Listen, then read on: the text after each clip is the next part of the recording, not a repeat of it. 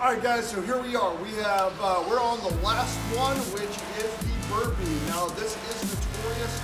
This isn't really necessarily something that a lot of people consider because I think most people hate this exercise, and so they just kind of try to get it over with as soon as possible.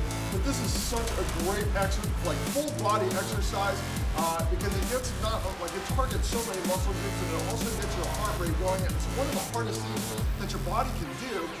Because if you're going from a prone position to a standing position, and then you're jumping, and then you're coming back down immediately, so your blood and your heart is really having to pump to be able to get the blood flowing from upper body to lower body. The other thing is that if you do Spartan races, and if you're familiar with this, you know that you have to do burpees, meaning that if you decide to skip a obstacle, or you decide to, or you fail the obstacle, you have to do 30 burpees, so you might as well go ahead and train for it anyway. Now, if you don't do Spartan races, or you do Tough Mudders or anything like that, you may not necessarily have to do them, but the thing is that overall, just for general health and fitness, you're going to find that you will get a lot healthier, not healthier, but a lot fitter at least at minimum. You will get fitter quicker by doing these burpees. So let's go ahead and take a look at these, okay? Now let me show you how I do them, because I find that this is probably going to be the best way of doing it, because it eliminates the pressure on the knees, okay? So what's going to happen is I'm going to do this at a diagonal so you can kind of see what's happening. My hands, I'm going to put straight on the ground.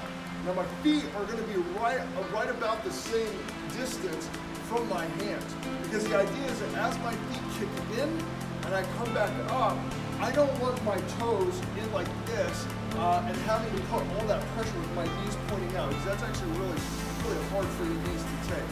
Okay, so I'd rather actually just go into like a squatted position, which would be easier to go into the jump, and this is what it'll look like. So I'm into the push-up position, down on the ground. I kick out.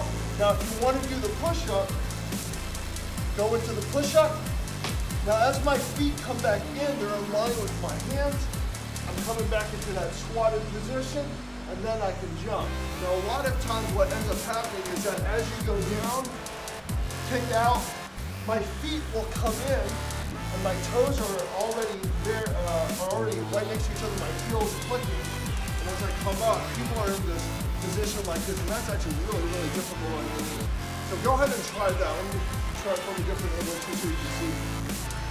Feet are roughly about shoulder width apart, hands down on the ground, kick out, then do the push-up.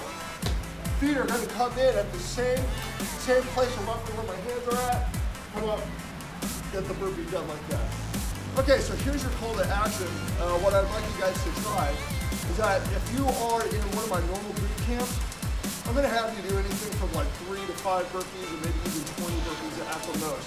If you're in my OCR class, then I'm going to have you do 30 burpees to be able to train for a Spartan race or any obstacle course race. But why don't you go ahead and give that a shot? Do 2 or 3 burpees at the most. Add it, mix it into your routine. You don't have to go crazy with it, but I'd like you to go ahead and start getting used to what that motion feels like. All right, guys, that was our first episode of Boot Camp Breakdown.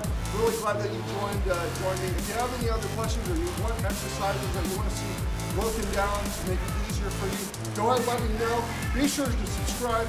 Guys, this is Steve J saying you, with a little bit of me, will continue to change the world.